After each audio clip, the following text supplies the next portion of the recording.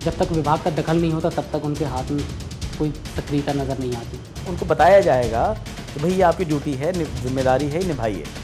जो हमारे काम हैं हमको उनके माध्यम से पूरे कराने हैं। कौन से ऐसे सेक्टर हैं जहाँ सबसे ज़्यादा कर्मचारियों का हनन होता है हकों का उनका? बिल्डिंग कंस्ट्रक्शन वाले जो लोग हैं उनमें दिक्कत होती है। नियम जटिल नहीं है, नियम बड़े साधारण हैं। ऐसा भी कहा जाता है कि आपके कार्यालय में सभी त्यौहार एक साथ मनाए जाते हैं। मेरा ये मानना है कि हम त्यौहार ही मनाते हैं, काम अपने आप हो जाते हैं। हमसे कुर्सियाँ बड़ी हो गई हैं, जबकि कुर्सियाँ व्यक्तियों ने अर्न की हैं।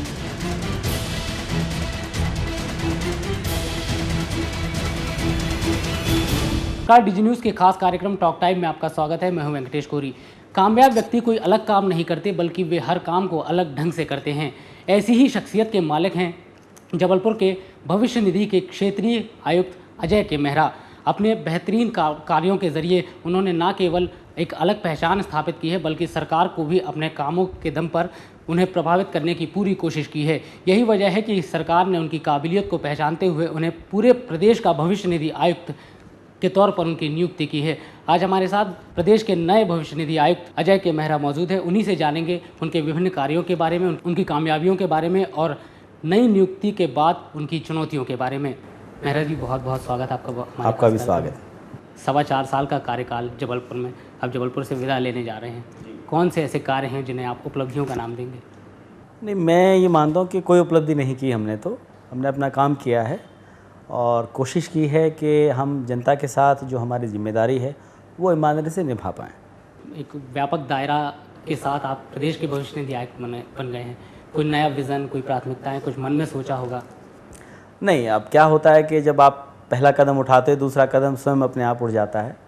और मेरा ये मानना है कि आप पहला कदम अपने पूरी शिद्दत के साथ उठाएं, दूसरा कदम उसी के साथ, उसी हिम्मत के साथ आपके साथ देगा।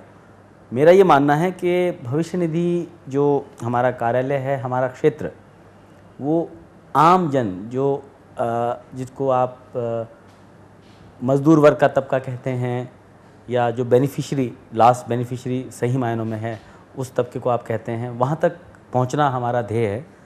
मेरी ये मानना है कि हमारी पहुँच उन सब तक बहुत आसान हो। हम 24 घंटे की मैं हमेशा बात करता हूँ कि 24 घंटे हमारा कार्यालय, हम आपके साथ हैं। और जो भविष्य निधि के अंशदाता हैं उनको हम चाहते हैं कि बगैर किसी परेशानी के, बगैर किसी दुविधा के, उनका अपना जो ही कंट्रीब्यूशन है, जो हम ट्रस्टी के तौर पे अपने पास रखे हुए हैं, वो समय से और इज़्ज़त के साथ, सम्मान से उनको मिले।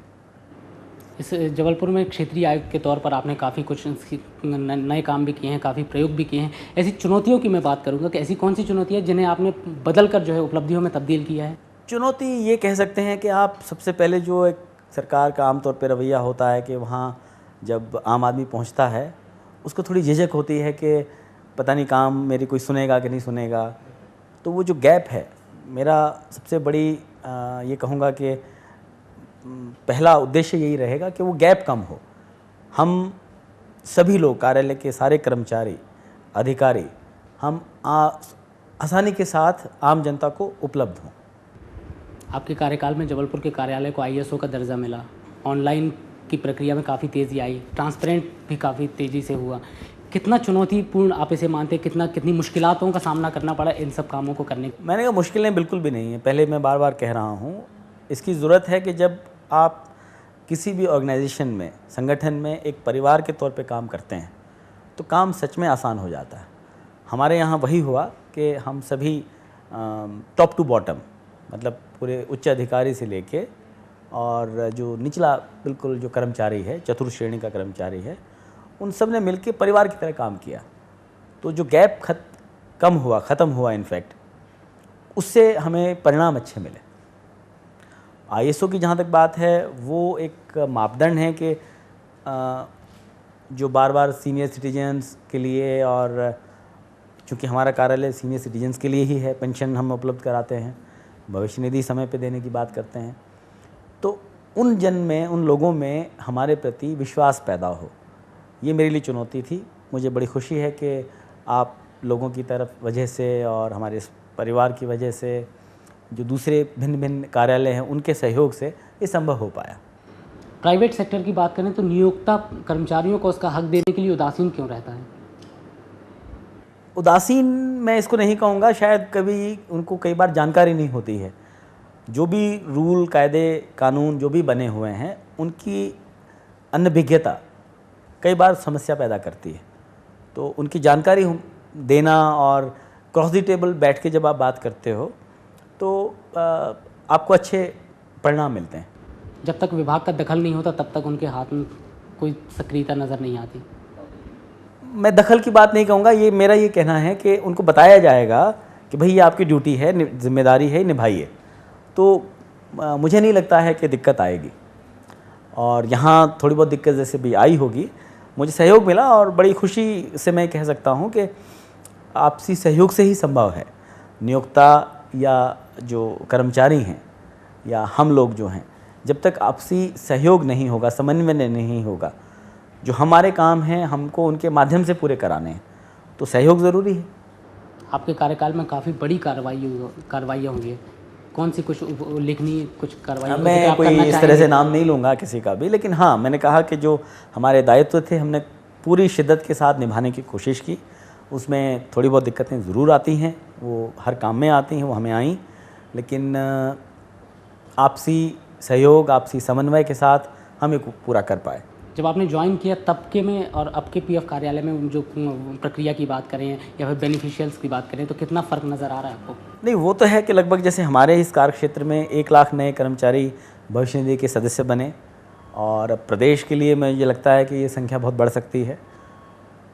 कमी कहीं ना कहीं रहती है, लेकिन उस कमी को जब कहाँ बैठ के चर्चा की जाए तो हल निकलता है। क्या कभी ऐसी स्थिति आ सकती है कि विभाग दखल ना दे और प्राइवेट सेक्टर जो है पूरी तरह पालन करने लगे और कर्मचारियों को उनका हक देने लगे? देखिए, ये जो आप बात कर रहे हो, ये आप आइडियलिज़म की बात कर रहे हो, तो वो स्थिति बहुत बढ़िया अगर हो, लेकिन अगर वो स्थिति नहीं होती है, नहीं है, इसी वजह से ये सारी संस्थाएं जो बनी हुई हैं, सरकारी संस्थाएं, उनका पर्पज़ ही उसी वजह से बनाया गया है, कोई याद दिलाते रहें। हमेशा है, बिल्कुल है, बिल्कुल गुंजाइश है। कौन से ऐसे सेक्टर हैं जहाँ सबसे ज़्यादा कर्मचारियों का हनन होता है हकों का? उनके सेक्टर्स की बात है। सेक्टर में जैसे बिल्डिंग कंस्ट्रक्शन वाले जो लोग हैं, उनमें दिक्कत होती है, या जो डेली वर्कर जो हैं कि आज काम किया फिर चले गए, उनमें दिक्कत होती है। बड़ी जो संस्थाएं हैं जो ऑर्गेनाइज्ड हैं, उनमें दिक्कतें थोड़ी कम हैं। बाकी जो अनऑर्गेनाइज सेक्टर हैं उनमें थोड़ी दिक्कतें आती हैं। मेहरा जी, प्रक्रिया की बात करें तो प्रक्रिया किस तरह की प्रक्रिया है? विभाग का कामकाज क्या है? आम जनता अगर जानना चाहे, अगर कोई शिकायत करना चाहे, किसी प्रकार की उनकी कोई समस्या हो तो? बहुत ही साधारण सी बात है कि जिस संगठन में 20 आदमी काम करते हैं, उसके नियोक्ता की जिम्मेदारी है कि वो अपने सभी सदस्यों का भविष्य निधि जमा कराए। जिसका भविष्य निधि जमा नहीं होता है, उनके लिए हमेशा हमारा ये कहना होता है कि वो हमारे पास आएँ, कुछ साक्ष्य उपलब्ध कराएँ ताकि हमें कार्य करने में आसानी हो। बाकी तो जैसे मैंने पहले भी कहा कि शुरुआत हम हमेशा तैयार हैं और हमें सरकार के हमारे जो रिस्पॉन्सिबिलिटीज़ हैं उसको निभाने के लिए हम कटिबद्ध हैं। कितने फीसदी ऐसे संस्थान हैं जो वाकई में पालन करते हैं 100%? ऐसे फिगर बताना मुश्किल रहेगा, लेकिन हाँ, परसेंटेज अच्छी है। शायद मैं जबलपुर के लिए कह सकता हूँ कि जब मैंने ज्वाइन किया था और आज में थोड़ा सा फ़र्क आया है और ये फ़र्क और कम हो सकता है। आप ऐसा मानते हैं कि नियमों की जटिलता के कारण या तो नियोक्ता भी नहीं आ पाता और शिकायत? नियम जटिल नहीं है, नियम बड़े साधारण हैं। मैंने जैसे पहले कहा कि जानकारी का अभाव, इसके लिए मेरी कोशिश होगी कि पूरे प्रदेश में हम इस तरह के सेमिनार ऑर्गेनाइज़ करें ताकि नियोक्ता को भी और कर्मचारी को भी इस एक्ट की जानकारी हो, ताकि वो अपने हकों के लिए आवाज़ उठा सकें। ऐसे कोई काम जो आप जबलपुर में रहते हुए नहीं कर पाए, किसी बात का मलाल अब प्रदेश में जाके उसको अमल में लाएंगे? मलाल जबलपुर छोड़ने का ज़रूर रहेगा कि संस्कारधानी है, बहुत प्रेम मिला, सभी से प्रेम मिला। इस पूरी सृष्टि में, इस कायनात में मेरा ये मानना है कि परफेक्ट कोई नहीं है। मलाल बहुत सारी चीज़ों का मैं कह सकता हूँ रहा होगा। हो सकता है मेरी कमिटमेंट में कमी हो, मेरे प्रेम में कमी हो, मेरी समझ में कमी हो, वो मैं पूरी करूँगा। लेकिन हाँ, एक चीज़ ज़रूर मानता हूँ कि उस परमपिता परमात्मा जो हम सब में निवास करता है, उसके आदेश से ही सब कार्य होते हैं। और ये मेरा पूर्ण विश्वास है कि जो हमारे भीतर है, अगर हमारे भीतर प्रेम है तो आपको प्रेम ही नज़र आएगा, घृणा है तो घृणा ही नज़र आएगी। मुझे लगता है कि मेरे भगवान की उस असीम कृपा से जो भी उसने काम मुझे दिए, मैंने पूरी निष्ठा के साथ निभाने की कोशिश की। कोई कमी रहेगी वो खुदा दूर करेगा, अपने आप दूर करेगा। यहाँ लेते हैं एक छोटा सा ब्रेक। ब्रेक के बाद हम जल्द हाजिर होंगे। आप बने रहिए डीजी न्यूज़ के साथ। वो मुद्दे जिनका आपसे है सीधा वास्ता, कांग्रेस ने पुरखों की जायदाद बेच दी, मंगलसूत्र बेच दिया, पूरे जेवर बेच दिए। सुलगते सवालों का मिलेगा जवाब।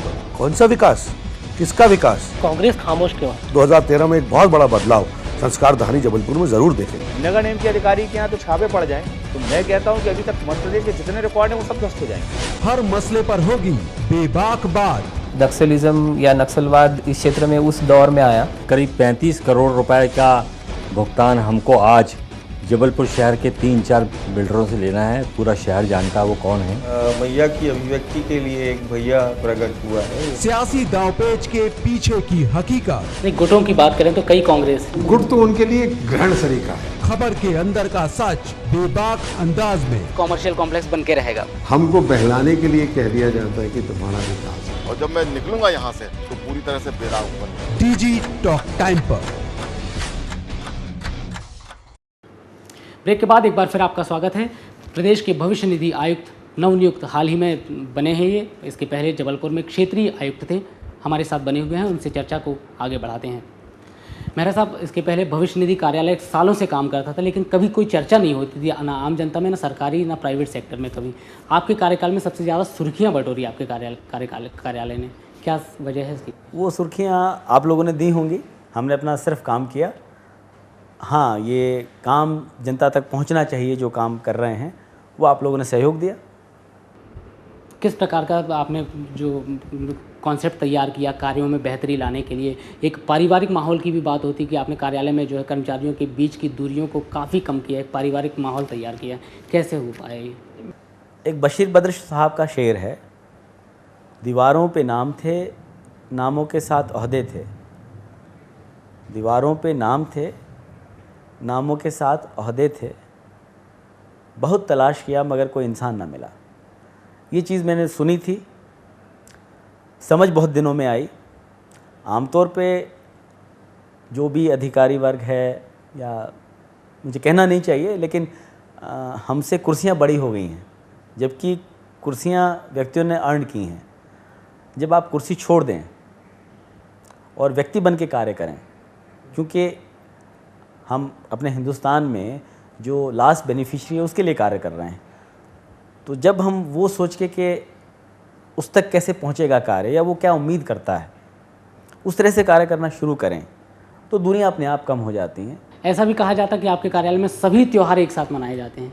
इसके पीछे कोई कॉन्सेप्ट है, कोई लॉजिक है? ऐसा नहीं, बहुत सारे लोग कहते हैं कि मैनेजमेंट थ्योरी है, आपकी स्मार्टनेस है कि आप ऐसे सबको तैयार कर लेते हो, लेकिन ऐसा नहीं है। क्या है कि जब आपके दिल मिल जाते हैं और एक दूसरे से जब सुख दुख बांटना शुरू करते हो, तो अपने आप सुख भी बांटने जाते हैं, दुख भी बांटने जाते हैं, वो माहौल अपने आप तैयार हो जाता है। हाल के दिनों में कुछ प्रबंधन की टीम भी आई थी, स्टूडेंट्स, कुछ रिसर्च वर्कर्स भी आए थे। कोई खास वजह से आए थे कि आप कोई?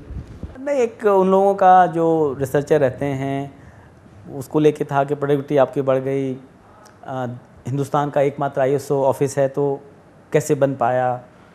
वो लोग आए थे, जानकारी लेना चाह रहे थे, जानकारी ली उन्होंने, और वो ज़रूर मुझसे बाद में उन्होंने कहा कि साहब लीडरशिप ट्रेट को लेके हम ज़रूर चर्चा करते थे, और यहाँ आपके यहाँ अच्छा माहौल है, और टच थेरेपी और कई सारी चीज़ें जो हम मैनेजमेंट में सुनते थे वो यहाँ देख रहे हैं, समझ भी रहे हैं। तो इसी के इर्द गिर्द उनका रिसर्च वर्क रहा।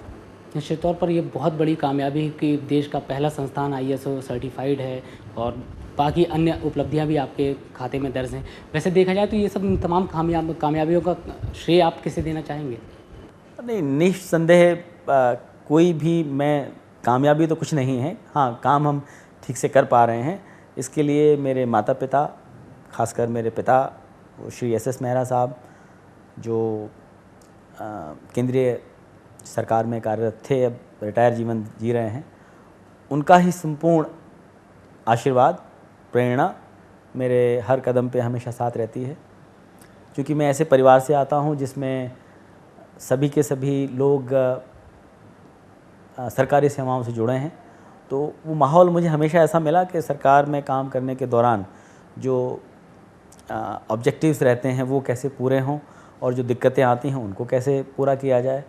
तो परिवार में ये सब शायद ये कहिए मुझे कि बचपन से ही सिखाया गया। इस सेवा में ना होते तो अजय के मेहरा कहाँ होते? नहीं, मैं इस सेवा में हूँ, जो अपना मानव धर्म का कर्तव्य वो निभा रहा हूँ। जहाँ भी तो सरकारी सेवा में ही ध्येय था। जैसे डॉक्टर के यहाँ डॉक्टर ही पैदा होता है, इंजीनियर के इंजीनियर पैदा होता है, तो हमें बचपन में ही चम्मच की घुट्टी पिलाई गई कि सरकारी सेवा में जाना है। अब सरकारी सेवा में हूँ, यहाँ नहीं होता मुझे नहीं मालूम कि मैं क्या करता, लेकिन हाँ यहाँ भी मैं मानवता का जो धर्म है वो निभा रहा हूँ, वहाँ भी मानवता का धर्म निभाता। ये थे प्रदेश के नवनियुक्त भविष्य निधि आयुक्त अजय के मेहरा। जिस प्रकार से जबलपुर में इनका कार्यकाल उपलब्धियों से भरा रहा, उम्मीद करेंगे कि प्रदेश में भी ये अपने बेहतरीन कार्यों के जरिए वंचित वर्ग जिस पर सरकारें हमेशा जोर देती है उनकी सेवा करेंगे और उनको उनका हक भी दिलाएंगे। डीजी न्यूज़ पर खबरों का सिलसिला चलता रहेगा, आप बने रहिए डीजी न्यूज़ के साथ।